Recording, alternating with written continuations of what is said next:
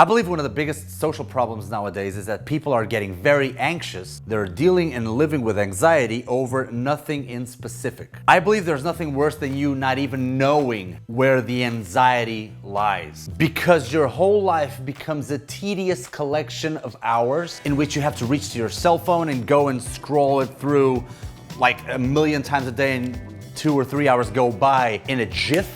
And all those other things that you know that you should be working on. Sometimes you don't even know which ones, but you're never gonna know it unless you try. And life is like a puzzle. You should keep on putting the pieces every single day and building something. You're letting it go, and years go by and you don't produce anything, you don't build anything, and that's how anxiety is built up. It's not something that you take notice over the course of a few seconds or minutes. It's not like being hungry, but it's something that it gets accumulated and built on day by day. And one of these days you're gonna find yourself, I hope not, but a lot of people find themselves berserk over so much anxiety over what in particular? Nothing. But all of this that I mentioned before. So let's get to work, because I'm gonna give you 4 little things that you might wanna be doing in your everyday life that might, I believe they will help you immensely to get rid of some of the anxiety that's, above us nowadays.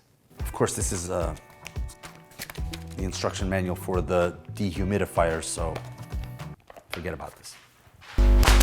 So to make it short, I believe that if you have that type of anxiety in which you don't really know where it comes from and how it nipped you in the butt, the best is to plan your day. Plan, produce, develop, build, piece by piece. And one of these days you're gonna find yourself going like, anxiety who? I'm sorry, I'm so busy. I don't have time to be anxious. I don't have the time. Keep in mind that each idea that I'm about to share with you, each of these 4 ideas, sometimes you're gonna wanna do them for more than, an hour, 2 hours, because you know they're good for you. And even though every once in a while you should do 1 hour instead of 30 minutes, for example, I would say start with 20 to 30 minutes tops, because that way I can guarantee that you'll stay consistent and do it over and over and over again. I prefer you do them 7 days a week for 20 or 30 minutes each day than doing it twice a week, getting bored because you tried to go overboard and do an hour and a half of each. Don't do it. So the first thing I'm gonna recommend that I do every single morning is listening to podcasts.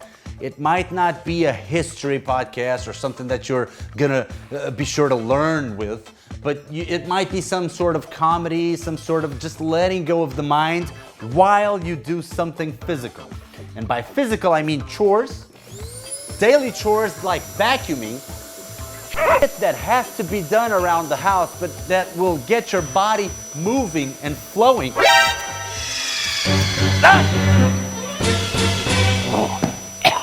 The second one is pretty obvious. It's train, workout. A lot of people will benefit from doing it as soon as they wake up, or they have breakfast and then they go work out, because that way you get it over with. Your mindset will become a lot better, because the toughest body function was at the beginning of the day, and from then on everything became easier, even in the mindset. And that way you won't build up excuses during the day like, oh, I've had work piling up and meetings and stuff like that, so I was gonna work out at 7 p.m. but then, something happened, and my father-in-law, he's in a coma, bull.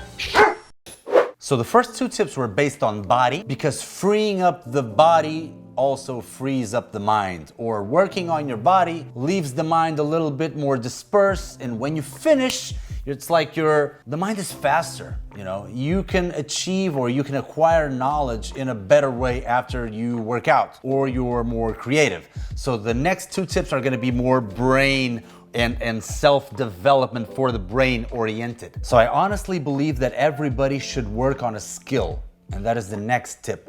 Work on a specific skill, something that you have to study for. It might be studying for a specific subject like history or art. It might be learning an instrument, learning how to play the piano, learning how to sing. It might be, like I'm doing, learning Mandarin. I've been doing this for 2.5 years and I still can't speak shit. But who cares? I know I'll be able to one day, so I keep piling on without getting frustrated, because a lot of these skills take so long to develop and to become good at them, like at least 10 years, some of them, that you might not even consider wasting one more day thinking about it. Just freaking do it. And a lot of those you can even do online nowadays. Just half an hour to 1 hour, but at least half an hour every day, work on that skill. I always remember this story about Jamie Foxx, who won the Oscar for Ray, because when they were doing the casting, he's obviously a very talented guy, but his grandmother made him study the piano when he was very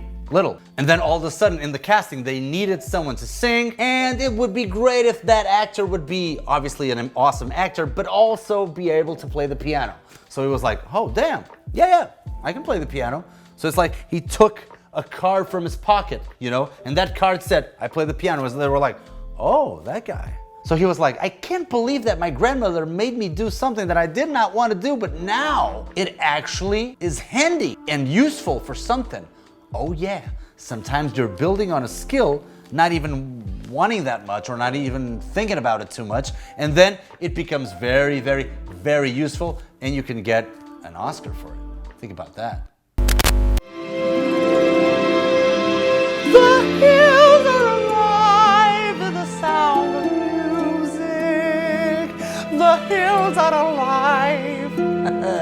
Lastly, it doesn't have to be the last thing. These don't have to be in order. You figured it out by now. But it's really important that you have either 20, 30, an hour, minutes for your cultural moment of the day. I believe the creative process and new ideas will be one of the main assets of the 21st century. So when I say cultural moment, it might not be just movies or old movies, it can be documentaries, it can be reading. So develop your artistic expression sense. So it cannot be those addictive TV series that you see on Netflix, for example, that you can watch 10 in a row and binge on them. You know, it's got to be something that really takes you out of your comfort zone. It's not that you cannot do those. I think it's good to shut down your brain every once in a while, but in here I want you to be mindful of what you're seeing. So sometimes watching an old movie is better for your artistic creativity than watching one of those that you're, you know, like falling asleep in your brain. So it has to get you a little bit out of your comfort zone, and it has to be a little bit of an effort. For example, when I see old movies, some of them are really slow. I mean, really slow. These are not slow. Some of those are really slow. If you watch Citizen Kane, for a bunch of people nowadays, it's gonna be boring.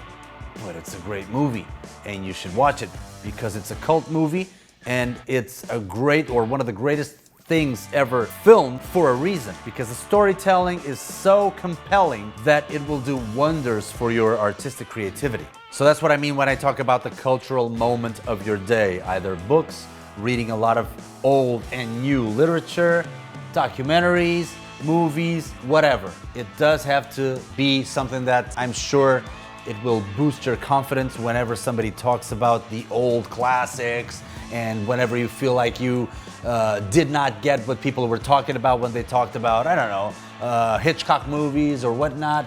You should watch them. You know, everybody should watch them. It's mandatory. So, as you can see, it's not that difficult, but you might think, oh, Willow, I don't have 2 hours of my day to do all that stuff. Are you kidding me? Well, you make the time with a lot more ease if you plan everything the day before. So if you get a sheet of paper and if you write down everything that you want to do, even if you don't do it exactly as it's written, that happens to me every day actually, you still do it. And you might have to compromise each one of the sections every once in a while. Like for example, oh, today my creative process and my artsy time was 15 minutes instead of 30 minutes. It's okay, man, you still did it. You still piled on some knowledge, some cool knowledge. So make sure you like this video, make sure you subscribe, share. So many things, you're not gonna do one thing of those. You better plan ahead. And do tell me in the comments section which themes would you like to be portrayed here in my Willow channel. So get creative and give me ideas, I need you.